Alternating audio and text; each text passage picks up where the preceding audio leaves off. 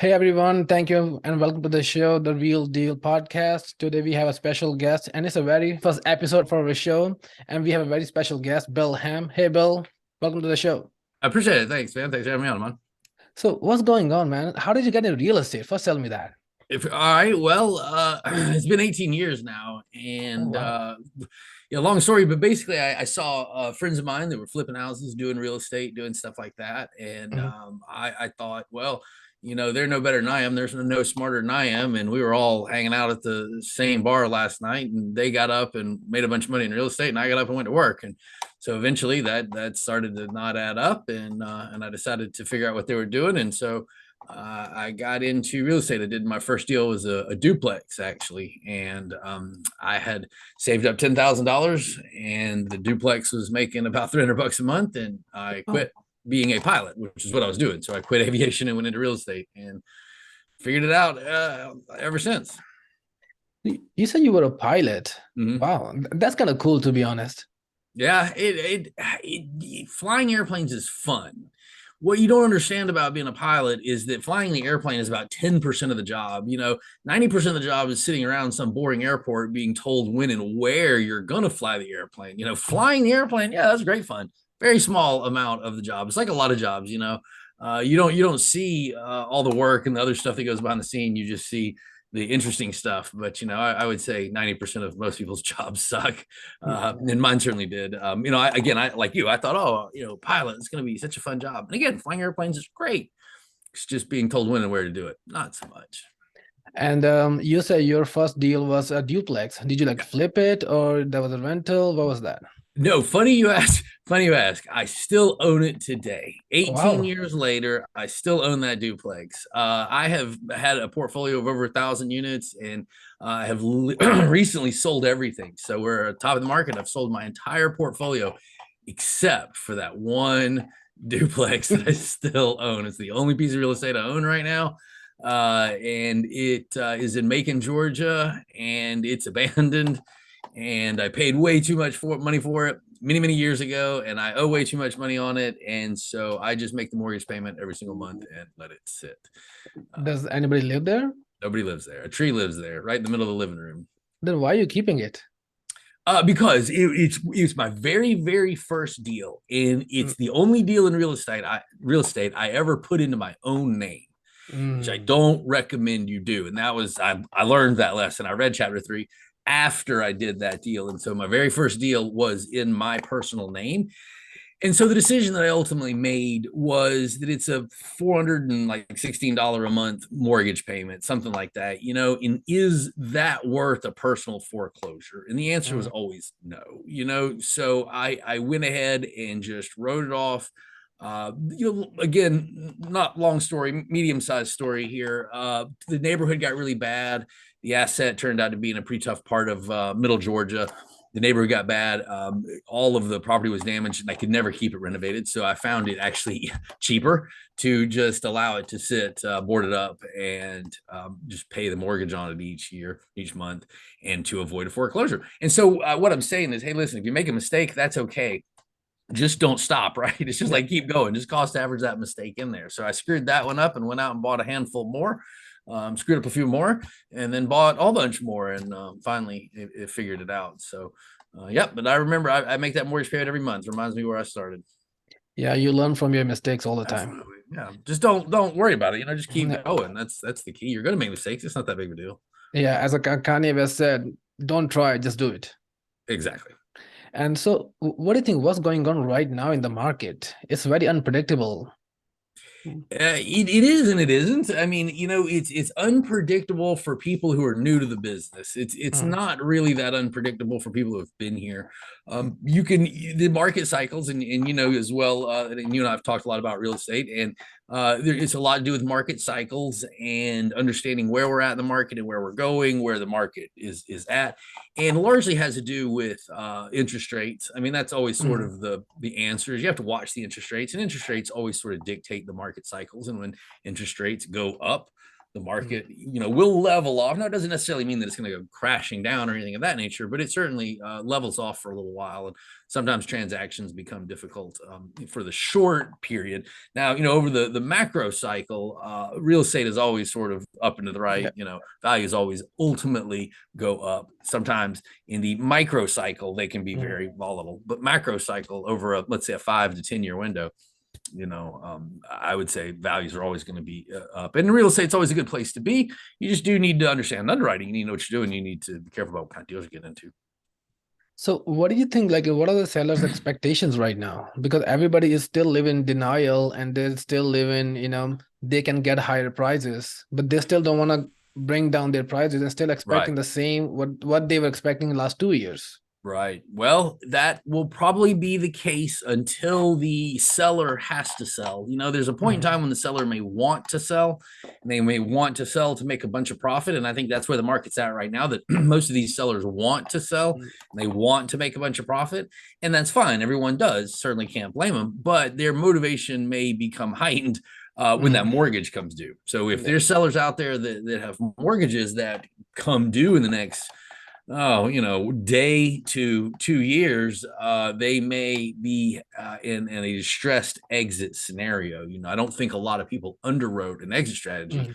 with interest rates where they are right now. And so I think that is going to create motivated sellers. That's the strength and the weakness about multifamily, isn't it? I mean, it's the debt. If you got long-term debt, 5, 7, 10 years, you probably don't care what the prices are. You can just see your cash flow. Don't worry about it. But if you ain't got a 2 year mortgage, you're very concerned about what the rates and the prices are. So it really all has to do with how much time and equity you have in a deal. And And have you bought any deal in last 2 years? I have not bought in the last, well, in under 2 years, yes, but I've sold everything recently. Mm. Yeah. So I have been a net seller, Mm. over the last few years, definitely. Because I remember you mentioned you studied this market cycles. I think that's a great strategy that you sold Yeah. everything and then you Yep. have a bunch of cash when everything after 6 months or 1 year will be discounted and you buy Yeah. everything Whatever. again. Yeah. Whenever it's time to buy. And and people ask me, oh, are you on the sidelines? Are you not buying right now? Are you on vacation? No, none of those things. I look at deals all the time. I just have certain buying parameters. I know what a good deal Mm. is. I know what I can go out and get investors interested in. And when I see Mm. that in the market, then I'll buy it. And lately, I just haven't seen that due to the pricing. So it's not that I'm not active and not in the market. I'm just not chasing prices. I'm not Mm. here to prove anything. I'm not getting started. I'm not new to the business, so I have the ability to be patient. That may not be everybody's position, but it's mine, and so that's where I'm at. And just sit tight, and I do believe in cycles, and I do believe that prices are going to do some Mm. interesting things here real soon. Actually, So what do you think? What are the criteria and strategy everybody should have in mind before they even invest in anything, before they buy anything, even for active and passive investors? well, I think the number one thing people need to know is how to underwrite a deal. It's the basics of underwriting. I mean, that's the main thing. I see so many people out here, limited partners, general partners, who really don't understand underwriting, and especially on the limited partner side, Mm. especially, what I always tell everybody is know, like, and trust is not good enough. As a limited Mm. partner, it's good that you know, like, and trust your general partner. That's fine, but you need to understand the basics of underwriting. And I don't mean going super high level, but just when a general partner puts a Mm. profit and loss in front of you, or puts a pro forma or some sort of investment prospectus in front of you, that you know how to actually read the numbers beyond the high level stuff they put on the very front page. Everybody reads the front page. We're going to make a Mm. whole lot of money, cash flow, great deal, all this kind of stuff. Okay, fine. But let's look down here and see what kind of parameters they're using to create these returns. What kind of data is being entered into this calculation to, Mm. calculate 10% cash and cash? Well, what you'll usually find is that the syndicator is using extremely aggressive rent growth and exceedingly low inflation and low expense growth. And I see a lot of times people, having 15% rent growth for several years in a row, and then like 2% expense growth for the same amount of time. And it's like, if you can do that, you should run for the Fed chair. I mean, you should be running our government. But if you can run a deal like that, that's amazing. And so again, when you put that kind of data into a calculator, yes, it will tell you that a deal is a great deal with great returns. but can you actually make it do that? That's my whole point. And that's where limited partners really need to focus, is on learning what kind of data is acceptable and what isn't.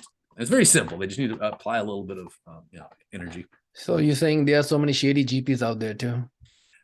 I probably wouldn't put it quite like that, but I'm not gonna say that's not a correct comment. I am seeing things that make me very uncomfortable Yeah. with some of the general partners in the market right now. Mm. Yes, I will be very clear in saying that.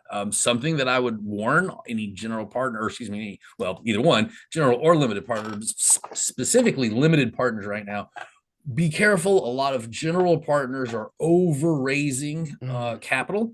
They're calling it reserves, and then they're using that to fulfill cash flow.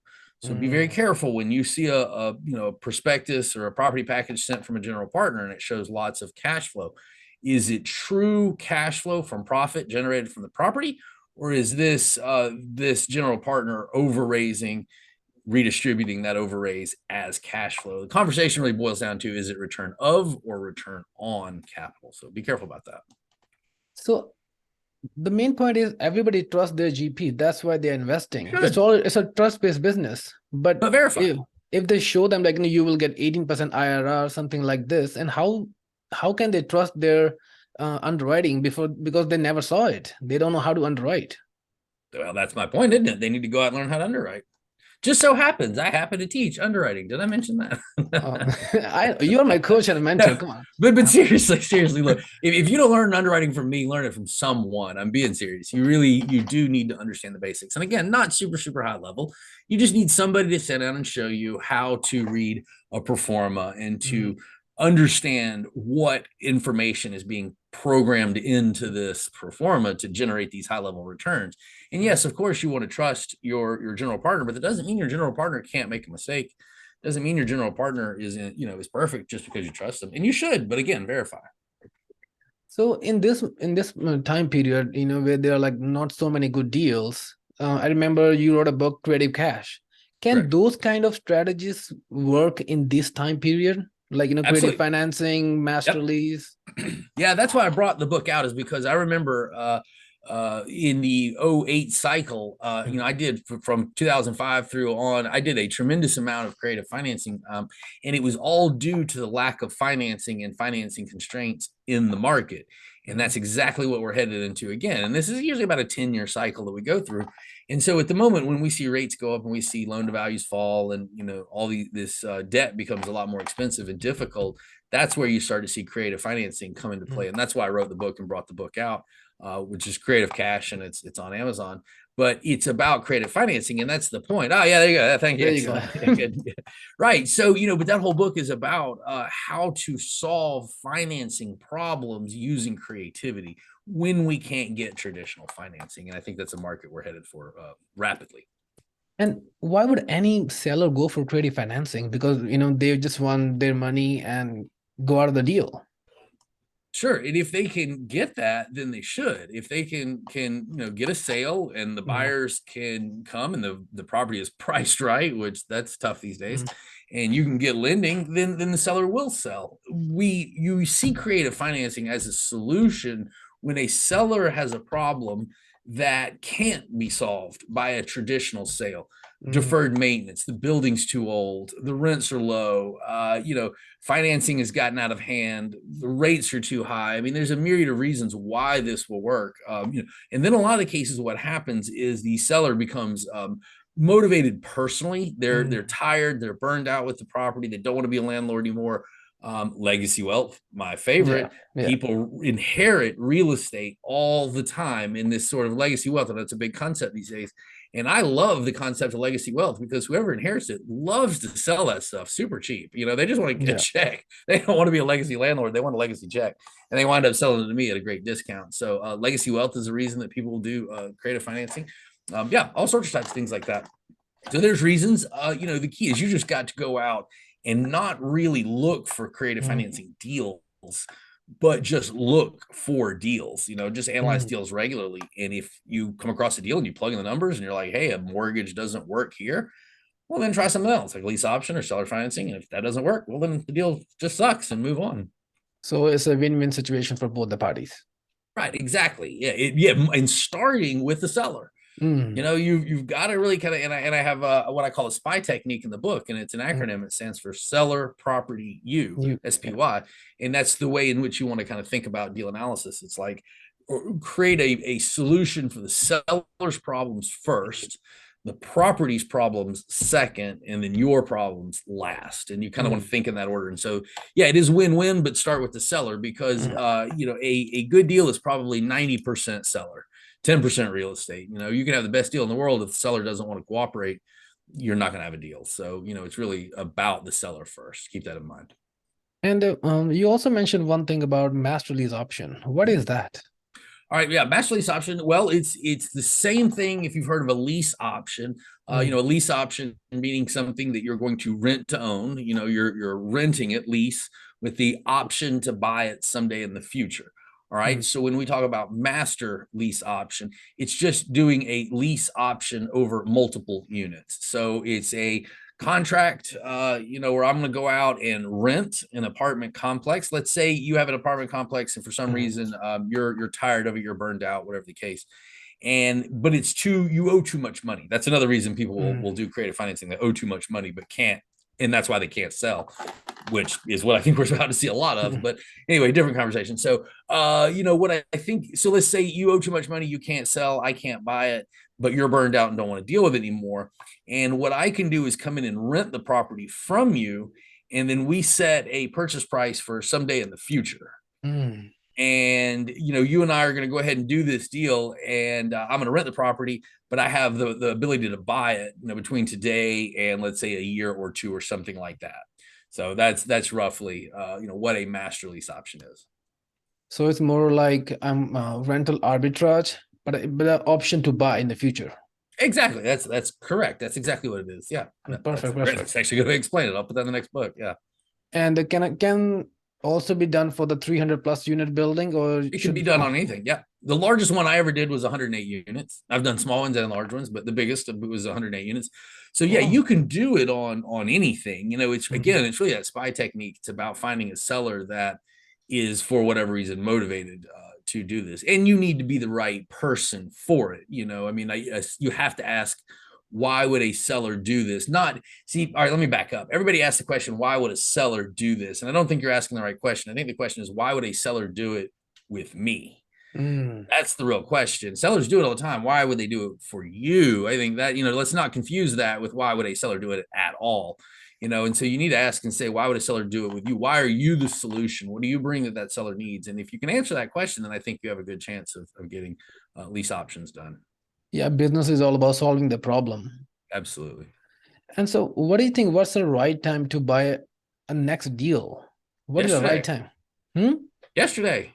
Yeah, I know, but like, what about Right now, I tomorrow? mean, really, I think that real estate is always the right thing to be in, and it's always the right time to be getting into real estate at the right price. Mm, Now, that's the catch in today's market. And so, if you cannot buy at the right price, then I would say today is not the right day, and that you need to keep looking at deals and you need to keep analyzing deals until you find one that is at the right price. Now, what is the right price? That's personal. I can't 100% tell you mm, what your price and my price is. It depends on a lot of different things, right? But that's my general answer is, yeah, we always want to be in real estate. We just need to be in good assets, in good locations with good mortgages, and you'll be fine. mhm. So you're saying if the sellers are still in denial, we cannot buy right now. That is, yes, that's always true. That has nothing to do with market cycles. That's always true. Mm, Well, because keep in mind that there's never, I've been here for 18 years and I've never seen a market cycle where all the sellers got together and said, "Gosh, I want to sell real estate really cheap today because I want Bill and Amon to make a whole lot of money."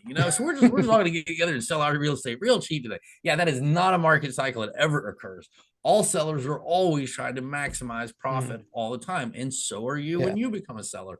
So this is always the case. It is more and less availability of assets Mm, during different cycles of the market, but the real estate, the gravity doesn't change. I mean, oh real yeah, estate's real estate, the business is business, yeah. and it's always, and it's not a win-win. It's not. That's silly. it's one of you is going to make more money than the other, and we're going to see which one it is, and that's business and that's real estate. And to think that everything's holding hands and singing along is a little silly. And sellers are going to try and maximize prices, and you're going to try and minimize price. So get to work and let's see what happens. Yeah, every investment goes ups and downs, and just the problem is everybody think the real estate always goes up.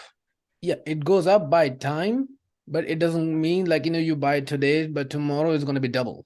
Right. So the macro cycle, it always micro goes cycle, up. The yeah. micro cycle can be up and down. Correct. Yeah. All right, Bill. I would say thank you for your time. Thanks for being a guest on the show. I really appreciate that, and I'll see you. I'll be hopefully you'll have me back in the future on your 100th episode. Perfect. Like I will love that. Thank you so much. Thanks, man. Thank you so much. All right, bye-bye.